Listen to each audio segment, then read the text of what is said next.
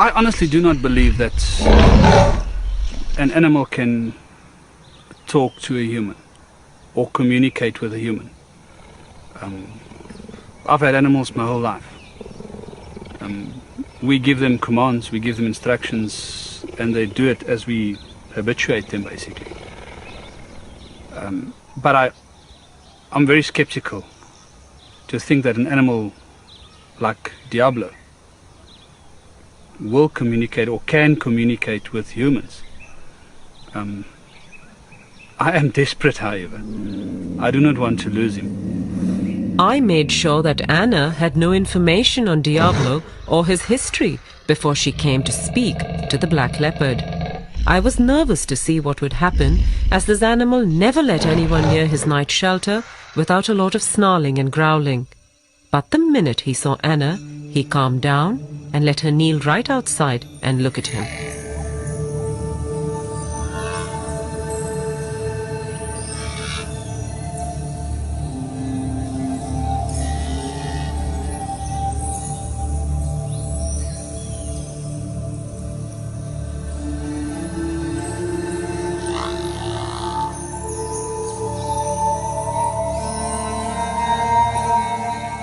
This beautiful black leopard that you've asked us to communicate with is very overawed by his new surroundings, having come from a very cramped and stressful place for him.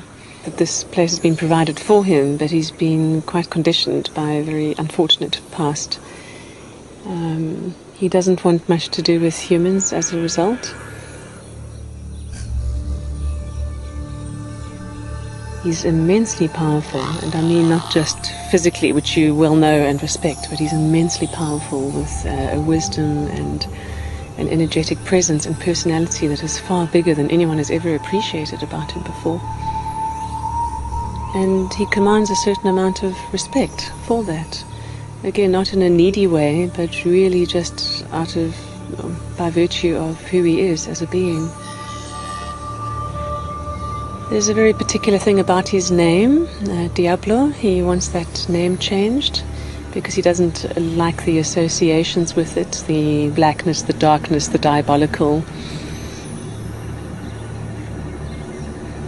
And when asking him about his past before coming here, he shows concern for two young cubs that were next to him. He's asking what happened to them with a great sense of care and concern. We actually forgot about that. When we went to fetch him, there was so much excitement about bringing him back here.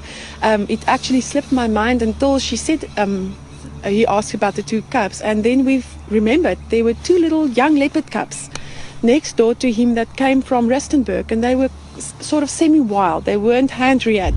And it just slipped my mind. And when they talked about it, I couldn't believe, I actually did believe it. I mean, then I really believed that they were communicating. And she communicated with him, and when we spoke to her and she relayed all the information back to us, firstly I didn't believe her. It's things that anybody can think out, and you can think, And then she said something about the cubs that were with him. And that changed this whole thing, because now all of a sudden, that's something that she didn't know about. And I've also reassured him that you have no demands of him here, that you're quite happy to not make any physical demands of him or any expectations for display or interaction, that you're really willing to let him be how he wants to be. And that's given him an enormous sense of relief. Yeah. And having told him that has for the first time made him actually genuinely interested in now exploring a bit further. Now that he feels that he's not being asked to come out more, he's genuinely interested in being relaxed enough to have a natural curiosity come out and to actually expand his horizons a bit. And Jurg was just stunned when the black leopard walked out of his night shelter into the larger enclosure later in the afternoon. In the 6 months that the cat had been here, Jurg had never seen him out of the night shelter. He then decided to rename the leopard Spirit.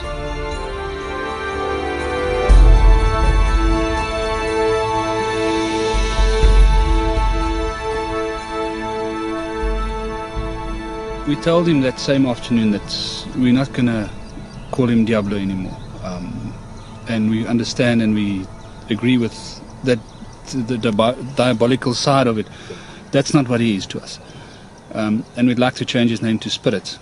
As I walked to him, I thought, listen, he asked about the 2 young leopards. And I thought, well, I'm here now. There's nobody else here. I'm not going to look like a fool if he ignores me. I'll tell him what happened to those leopards.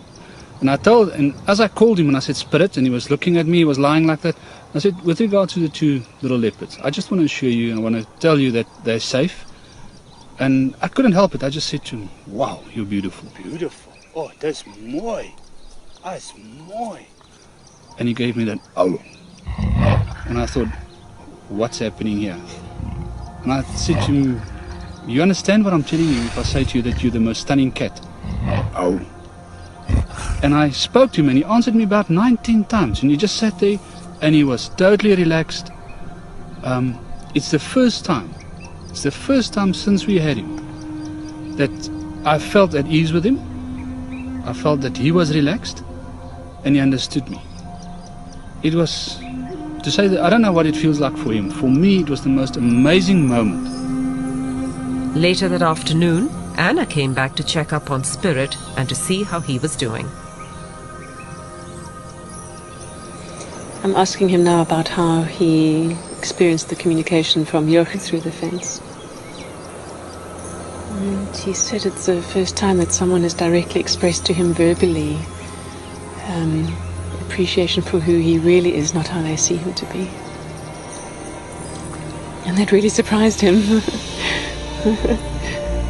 He shows me an image of literally stopping in his tracks by surprise at that sense of just this wall of appreciation coming towards him. He is so relieved that nothing's being demanded of him here. He's just so relieved. It's like this weight is lifted from his shoulders. And when he was grunting back, he said he was saying thank you for the thank yous. So for each thank you he was getting, he was saying thank you back.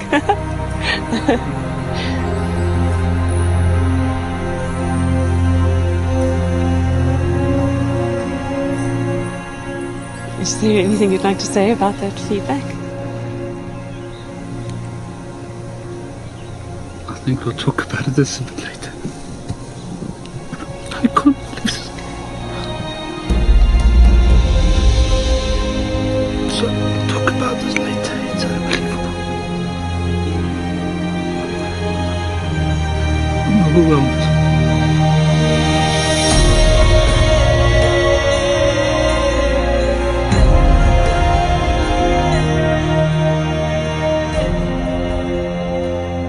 It's 2 different animals. It's 2 totally different personalities.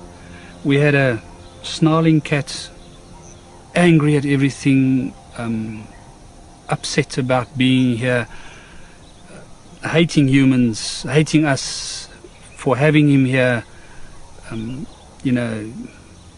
ready to kill in an instant. To this relaxed black leopard that's lying on top of his log in his shelter is this attitude of you recognize me for who I am now. And it's amazing to talk to him and get the talking and get him to talk back to us. Yach and Karen attended Anna's workshop on animal communication and now use it regularly with all their animals.